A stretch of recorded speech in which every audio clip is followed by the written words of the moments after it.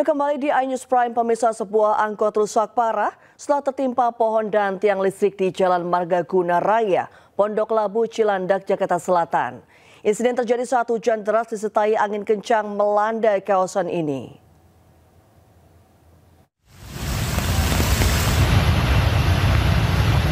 Kondisi angkot 61 jurusan Pasar Minggu Pondok Labu rusak parah setelah tertimpa pohon dan tiang listrik. Selain menimpa angkot, tiang listrik dan batang pohon yang roboh juga menutup sebagian jalan.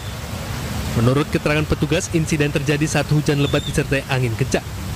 Saat kejadian, angkot dalam kondisi kosong penumpang dan sopir berhasil menyelamatkan diri. Ketiup angin lalu dia rubuh, Bang. Kebetulan ada mobil angkot dan menimpa pohon. Oh, tadi kondisi hujan di sini campur angin apa gimana, Bang? Anginnya begitu kencang dan hujannya juga lebat, Pak.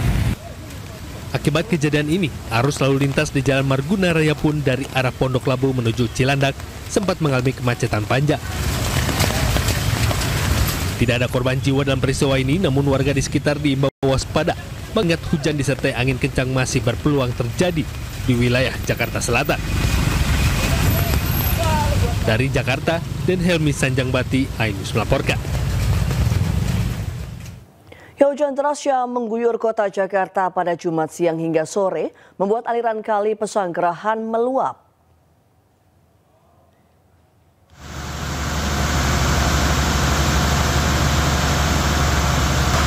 Sebuah proyek pembuatan tanggul yang berada di komplek IKPN Bintaro, Jakarta Selatan jebol. Jebolnya tanggul sementara yang terbuat dari tumpukan karung berisi pasir ini membuat air dari aliran kali Pesanggerahan meluap hingga merendam ratusan rumah warga di komplek IKPN. Warga mengaku khawatir luapan kali meninggi jika ada kiriman dari hulu sungai ataupun hujan susulan. Dalam rumah mudah-mudahan enggak ya, karena kebetulan juga pompa air nyala. Mudah-mudahan pompa air masuk dan kali mudah-mudahan cepat surut ya. Kalau misalnya ntar hujan lagi atau ada air kiriman, itu yang bahaya sih. Itu biasanya masuk. Tapi kalau untuk sekarang sejauh ini masih aman ya. Pemirsa, polisi menemukan jenazah 4 perempuan korban banjir di Denpasar, Bali. Keempat korban tersebut dibawa ke RSUP Profesor Ngurah Sanglah untuk proses identifikasi.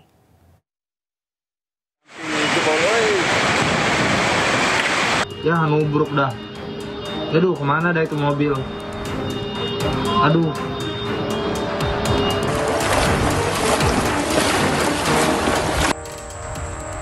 Direktorat Polisi Air dan Udara Polda Bali menemukan 4 perempuan korban banjir Bali yang sempat dinyatakan hilang.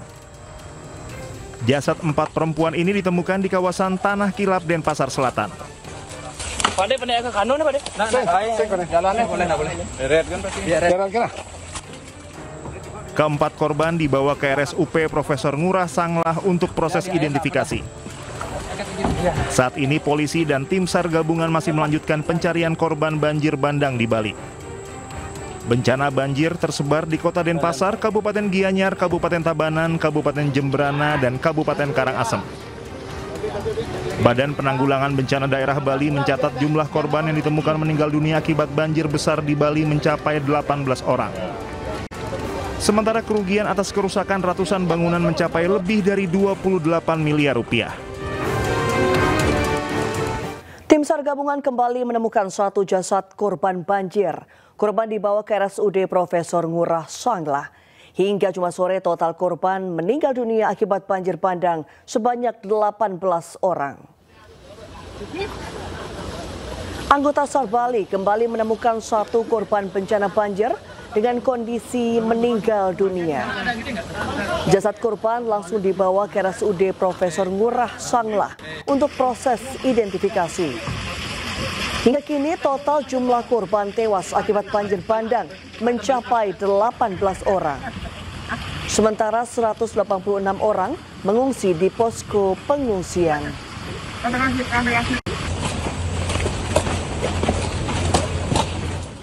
Ya, salah satu kawasan di Denpasar yang terdampak banjir ada di Kelurahan Ubung, Denpasar Utara.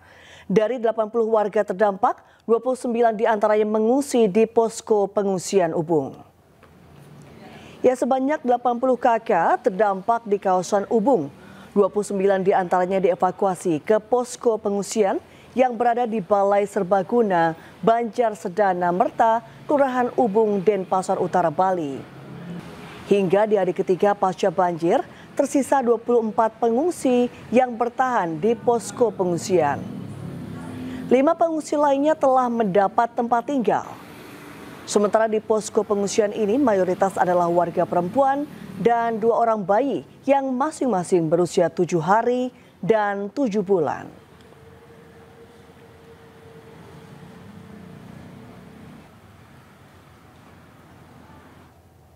Dan pemirsa, untuk mengetahui informasi terkini kami telah terhubung dengan jurnalis iNews Indira Ari di Ubung, Denpasar, Bali.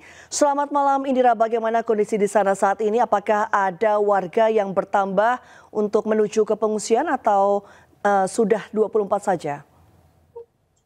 Baik, selamat malam pemirsa dan juga rekan Reni. Saat ini saya sedang berada di salah satu posko pengungsian yang berada di Banjar Sedana Merta, Kelurahan Ubung, Denpasar Utara. Dan kawasan Ubung ini sendiri adalah merupakan satu kawasan yang terdampak pasca banjir Rabu lalu. Hingga kini tercatat di Kelurahan Ubung sendiri itu ada 80 kakak yang terdampak banjir dan 29 diantaranya dilakukan evakuasi dan mengungsi di posko ini. Namun hingga kini hanya tersisa 24 orang begitu yang masih bertahan di pengungsian, dan hingga malam ini belum ada penambahan warga yang melakukan pengungsian ke lokasi ini. Rekan Reni.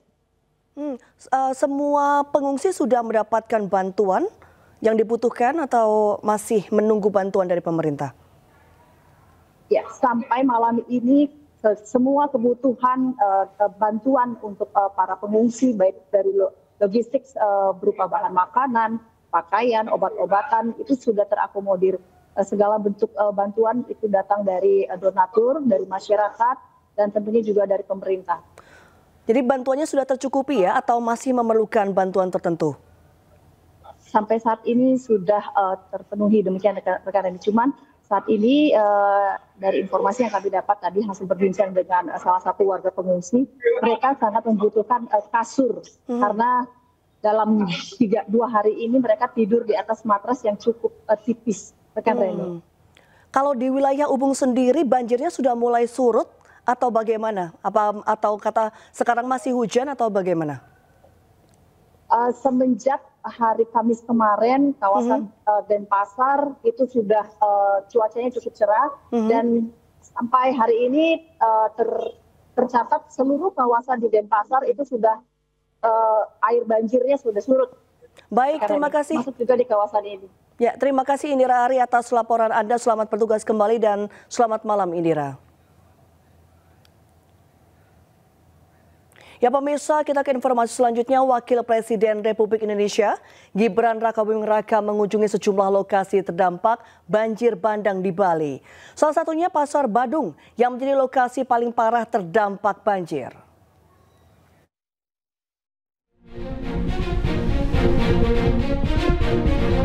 Wakil Presiden Republik Indonesia Gibran Rakabuming Raka berkunjung ke sejumlah lokasi terdampak banjir bandang di Bali. Didampingi oleh Wakil Gubernur Bali Inyoman Giriprasta, Wakil Presiden Gibran Rakabuming Raka datang ke Pasar Badung Bali dan menemui para korban banjir.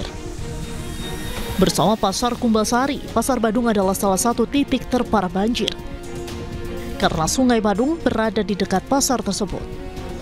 Gibran pun menegaskan akan memperbaiki semua fasilitas umum. Sebelumnya Gibran mengunjungi pos pengungsian korban banjir di Banjar Topati, Desa Kesiman, Kertalangu, Denpasar, Bali. Dalam kunjungannya, Wapres Gibran menyapa dan mendengarkan keluh kesah warga yang terdampak banjir. Drainase, sanitasi, lalu tempat-tempat untuk serapan air ini perlu diperhatikan dan agar tiap tahun ya Pak tidak terjadi banjir seperti ini, dan kita ingin Pak nanti pasca kejadian ini diperhatikan juga recovery-nya terutama di sektor-sektor pariwisata. Jadi biar bisa pulih lagi. Korban pedagang kecil, korban terdampak banjir, saya menyampaikan yang saya alami dan terima kasih banyak Bapak Wakil Presiden sudah memberikan perhatian yang luar biasa kepada kami terdampak banjir.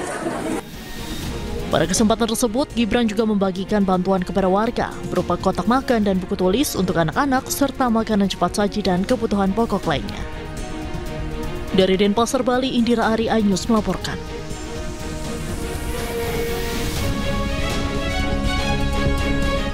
Kita ke informasi selanjutnya, pemirsa. PT Karya Citra Nusantara merespon proyek pagar laut Cilincing yang viral.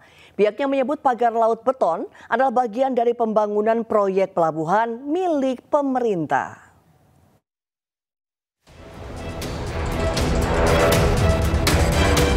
Pemerintah bersama dengan PT Karya Citra Nusantara merespon heboh pagar laut di perairan Cilincing, Jakarta Utara. Dalam konferensi persnya, pagar laut beton itu adalah bagian dari pembangunan proyek strategis nasional yang perizinannya telah dipenuhi oleh PT Karya Citra Nusantara.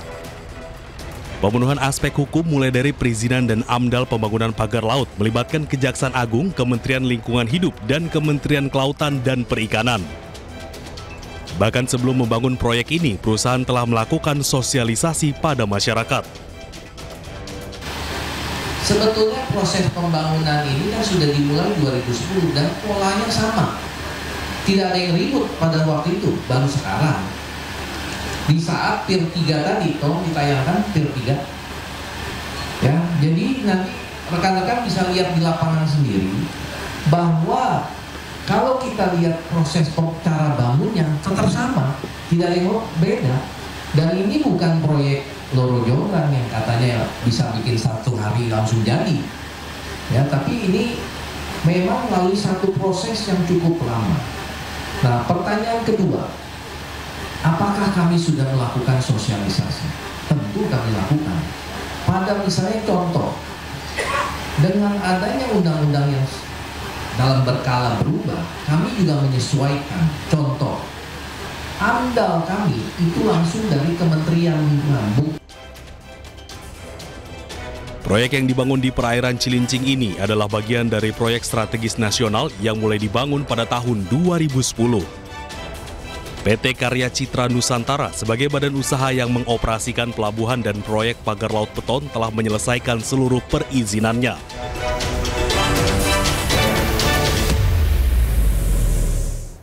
Presiden ke-7 Joko Widodo dukung penuh pembahasan kembali RUU perampasan aset oleh Dewan Perwakilan Rakyat. Informasi selengkapnya usai jeda.